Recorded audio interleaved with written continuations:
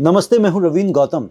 आज हम ये समझना चाहेंगे कि लीडरशिप होती क्या है, क्योंकि लीडरशिप के बिना ना दुनिया चलती है, ना बिजनेस चलता है, ना राजनीति चलती है।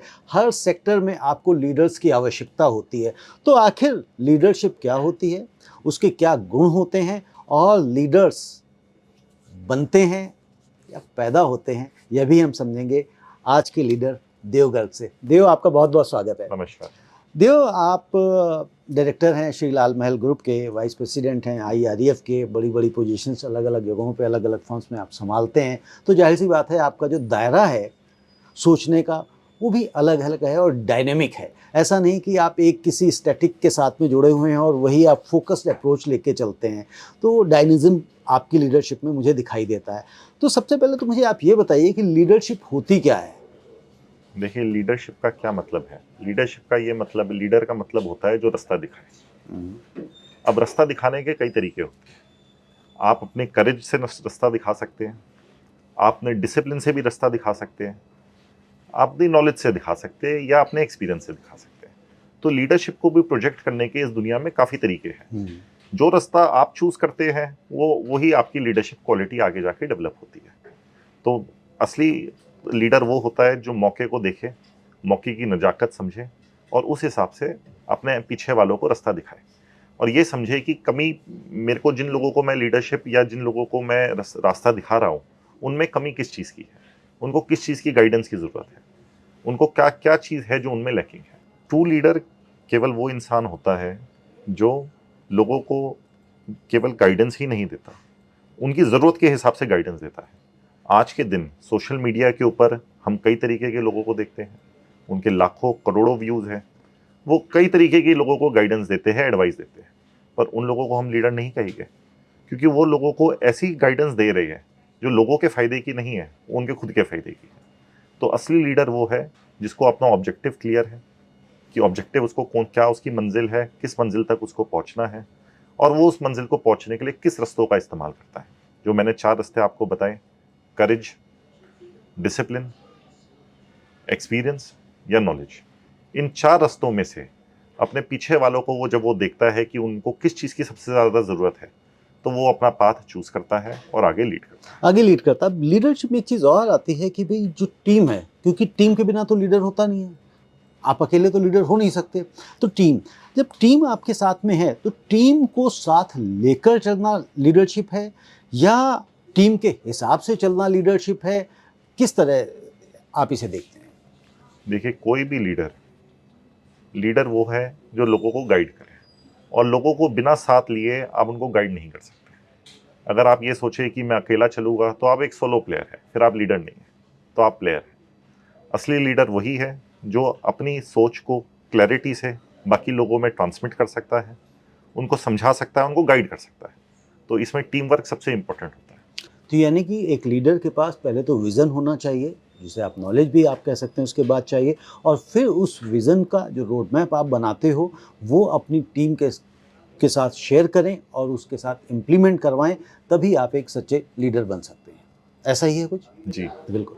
अब एक और बात बताएं, लीडरशिप में अगर आज का युवा देखें, आप भी युवा हैं, ठीक है, आप भी यूथ हैं और मतलब इतनी कम एज में आपने बड़े सारे वर्टिकल्स संभाल रखे हैं, तो ये जाहिर सी बात है आपकी एक लीडरशिप क्वालिटी है जिसकी वजह से आपके पास ये सारे रिस्पॉन्सिबिलिटीज़ आई हैं। क्योंकि अदरवाइज़ आज के युवा में ये भी देखा गया है कि वो बहुत सारी रिस्पॉन्सिबिलिटीज़ लेने से भी बचता है। वो कहता है कि मैं तो बस यही करूँगा, मैं तो इतना ही करूँगा, मेरा तो समय हो गया है और मुझे तो अब जाना है, या मेरे पास और भी बहुत सारे काम हैं। और आज का यूथ में ऐसे भी कई बार कुछ लोगों को देखता हूँ, जिनसे इंटरेक्ट करता हूँ, कि वो वर्क लाइफ बैलेंस की भी बात करता है।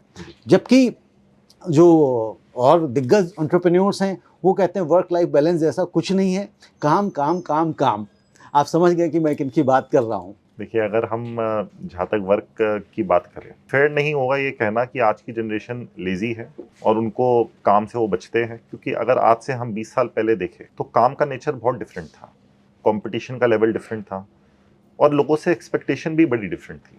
आज के दिन हर आदमी के पास एआई का एक्सेस है, वर्ल्ड बहुत फास्ट है, बहुत इंटरकनेक्टेड है। आज आप चाहे दिल्ली में बैठ के जो कि कोई मैनहट्टन में बैठा है उससे आपका कंपटीशन है। तो ग्लोबलाइजेशन, दो ट्रेड गुड्स एंड सर्विसेज में डोनाल्ड ट्रंप ने ग्लोबलाइजेशन के ऊपर एक पॉज जरूर लगा दिया है, पर कंपटीशन के अंदर पॉज नहीं लगा है। कंपटीशन के अंदर globalisation is still raising very fast, क्योंकि आज के दिन आपका जो कंपटीशन सिर्फ आपके 10 या 20 किलोमीटर के रेडियस वाले इंसान से नहीं है, सेम सिटी वाले इंसान से नहीं है, आपका कंपटीशन पूरी दुनिया के साथ है। तो आज का युवा जब वो ये देखता है कि मैं कई लोगों को ये फीलिंग आती है कि इस कंपटीशन में मैं कैसे सक्सीड करूंगा, वो इस कंपटीशन के बोझ तले दब जाते हैं।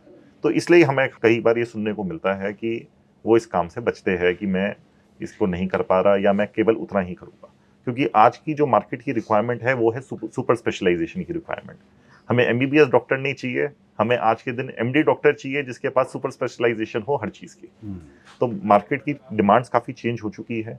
तो इसी वजह से ये ज़रूरी है कि बिजनेस लीडर्स लोगों को, यंग जनरेशन को गाइड करें कि इतने इंटेंस कंपटीशन के अंदर भी वो अपना नीश क्रिएट कर सकते हैं और इस लाइफ में आगे बढ़ सकते हैं। बिल्कुल सही कहा कि आजकल हमें मतलब जनरलाइज स्किल्स नहीं चाहिए बल्कि स्पेशलाइज चाहिए, और किसी एक चीज़ में आपको स्पेशलाइजेशन होना चाहिए, तभी आप आगे बढ़ सकते हैं। अब एक और अगर हम लीडरशिप की बात करें तो लीडर्स पैदा होते हैं या बनाए जाते हैं? देखिए, इसका जवाब तो ना तो कोई आज तक दे पाया ना कल भी दे पाएगा।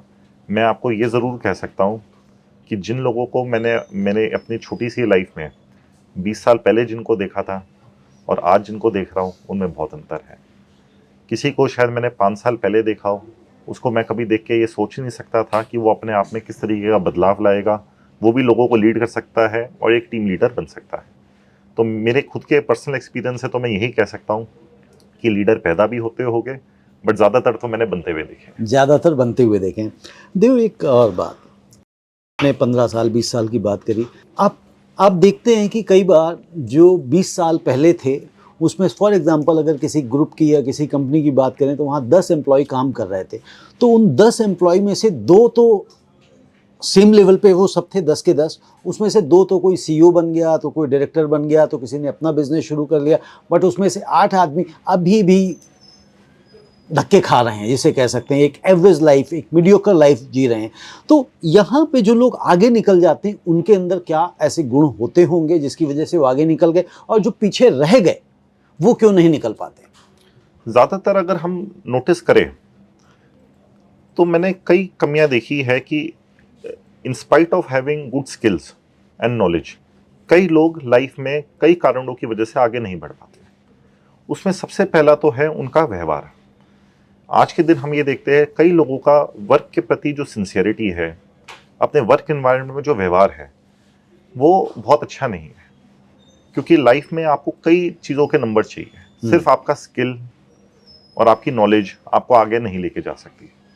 आपको सिचुएशन के हिसाब से एडजस्ट करना सीखना चाहिए और आप में पेशेंस होनी चाहिए कि ऐसा हो सकता है कि लाइफ में कई सिचुएशन ऐसी आएगी, वर्क एनवायरनमेंट में भी आएगी, कि आपके हिसाब से वो चीज़ ना हो रही हो, आपको उस चीज़ की नॉलेज हो, फिर भी वो चीज़ सही डायरेक्शन में ना चल रही हो। इन स्पाइट ऑफ दैट आपको अपना काम करते रहना चाहिए और कभी कभी गलत बात को भी अब्जॉर्व करने का, उसमें अपने माइंड को कूल रखने का आप में पेशेंस होनी चाहिए।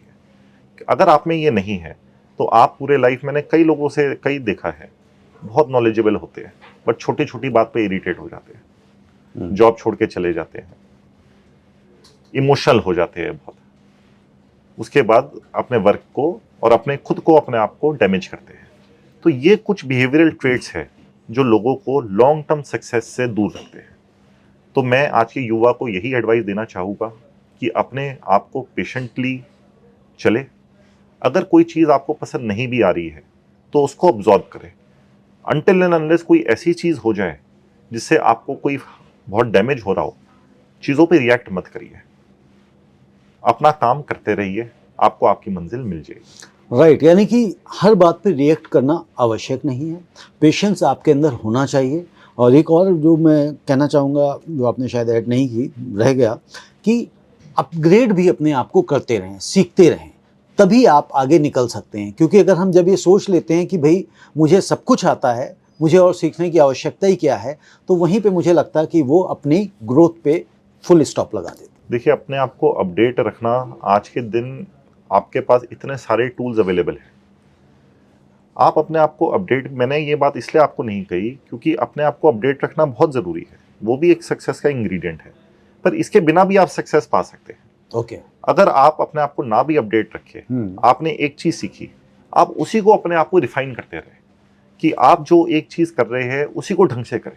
ज़रूरी नहीं है कि आपके पास हर दिन नए स्किल्स आए, पर जो स्किल आपने एक्वायर एक बार कर लिया उसके ऊपर आप सिंसियरिटी से मेहनत करते रहे, अपना माइंड लेवल हेडेड रखे, कंसिस्टेंट रहें, कंसिस्टेंट रहे, तब भी आप सक्सेस इस लाइफ के अंदर पा सकते हैं। बिल्कुल ठीक है। बहुत बहुत शुक्रिया देव। आज लंबी चर्चा नहीं करेंगे क्योंकि ये टॉपिक ऐसा है कि 2 घंटे 3 घंटे 4 घंटे तक भी बात करी जा सकती, लेकिन मैं सोचता हूँ कि थोड़े थोड़े से हम पॉइंट्स पे डिस्कस करें ताकि दर्शक भी इस चीज़ों को इम्बाइब कर सकें, सीख सकें, समझ सकें, और ख़ास तौर से जो आज का युवा है, जो वर्क प्लेस पे काम करते हैं लोग, उनको भी समझ में आए कि वो कहाँ गलतियाँ करते हैं और कहाँ वह ज़्यादा ग्रो कर सकते हैं। अगर वो चीज़ों को समझेंगे तो मैं समझता हूँ लाइफ में डेफिनेटली वो ग्रो करेंगे। बहुत बहुत शुक्रिया, धन्यवाद।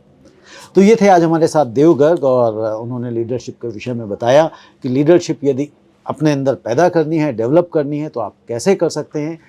पेशेंस रखें, जो एक उन्होंने की पॉइंट दिया, कंसिस्टेंट रहें और अननेसेसरी हर चीज़ पे रिएक्ट ना करें, ये भी एक उनका की पॉइंट है। तो आपके अंदर क्या वीकनेस हैं वो आप ढूंढिए, खोजिए और उनको रिमूव करिए। और इसके अलावा यदि आपके कोई प्रश्न होते हैं तो आप हमें नीचे कमेंट बॉक्स में लिखिए, हम नेक्स्ट एपिसोड में देव से फिर बात करेंगे। बहुत बहुत धन्यवाद।